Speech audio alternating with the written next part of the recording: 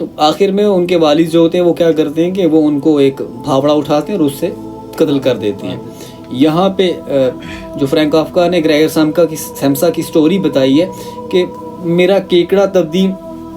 وجود کا کیکڑا تبدیل ہونے سے پہلے جو میری فیملی مجھ سے محبت کرتی تھی وہ مجھ سے محبت نہیں تھی. How to deal with anxiety and depression. Human behaviour, انسانی نفسیات، انسانی خصلت کو وہ بڑی بہترین طریقے سے ڈیفائن کرتے ہیں اپنے ناولسٹک انداز میں کہ انسان کا مزاج کیسا ہے، کس وقت وہ کیا کر سکتا ہے. اور زیادہ تر تنہائی کے مسئلوں پہ انہوں نے زیادہ لکھا ہوا ہے. اس میں بھی انہوں نے یہی تو کیا، انسانی خصلت کو بیان کیا ہوا ہے کہ انسان کتنا مطلب پرست ہے. اس میں ان کا نام گریگر سیمسا ہوتا ہے. ایک رات وہ اپنے کمرے میں جا کے سوتے ہیں تو وہ خود کو دیکھتے ہیں کہ وہ ایک بہت بڑے کیڑے میں تبدیل ہو گئے ہوتے ہیں. اس رات نہ وہ آفس جاتے ہیں نہ کچھ. تو ان کی فیملی جب صبح آ کے ان کا دروازہ کھٹکھٹاتی ہے تو ان کے والد ان کو دیکھ کے بڑے حیران ہو جاتے ہیں کہ یہ رات کو کمرے میں تو میرا بیٹا گیا تھا، اس کو کیا ہو گیا اچانک سے. ان کو اس چیز کی زیادہ فکر نہیں تھی کہ میرا بیٹا کسی یعنی جاندار کیڑے میں تبدیل ہو گیا، کیڑے مکوڑے میں تبدیل ہو گیا. ان کو اس چیز کی فکر تھی کہ اب گھر میں کما کر کون لائے گا، اور جو ہماری زندگی کی ضروریات ہے اس کو کون پورا کرے گا. ہاں، جو کافکا کا سب سے بڑا درد جو بیان کرنے کی انہوں نے اس میں کوشش کی ہے وہ یہی ہے کہ بھائی میری یہاں پہ پوری حیت چینج ہوگی، میری پوری سسٹم چینج ہو گیا ہے، میں کس درد میں مبتلا ہو گیا ہوں. آپ لوگ مجھ سے پہلے کتنی امیدیں رکھتے تھے، لیکن اب آپ لوگ کیا کر رہے ہو. تو کیا ہوتا ہے کہ ان کو وہ کھانا پینا بھی بند کر دیتے ہیں، ان کے دروازے کو باہر سے لاک لگا دیا جاتا ہے. تو ان کی ایک بہن ہوتی ہے، مجھے اس کا نام نہیں یاد آ رہا ہے ابھی. خیر، وہ اپنے بھائی سے انس اور محبت ہونے کے لحاظ سے ان کو کچھ نہ کچھ کھانا دے جاتی.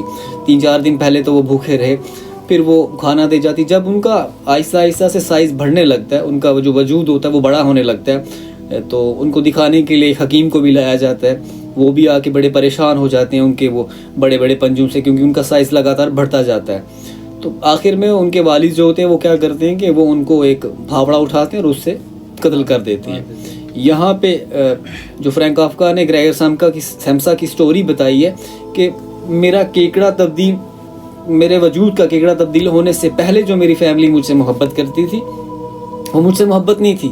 وہ میرے یعنی کام سے محبت تھی، جو میں کما کے لاتا تھا اس سے محبت تھی، جو مجھ سے مطلب تھا اس سے محبت تھی. جیسے ہی میرا وجود بدلا تو ان لوگوں نے مجھے اپنا رنگ دکھایا. کیونکہ اگر ان لوگوں کو مجھ سے حقیقی محبت ہوتی تو یہ آخر تک مجھ سے محبت کرتے رہتے. جب میری حیت اور جب میری شکل تبدیل ہوئی کسی کیڑے میں تو یہ لوگ آ کر مجھے کسی اچھے ڈاکٹر کو دکھاتے یا پھر میرا خیال رکھتے. مجھے اس طرح سے کمرے میں بند نہیں کیا جاتا، مجھ پہ ظلم نہ کیا جاتا، مجھے بھوکا نہیں رکھا جاتا.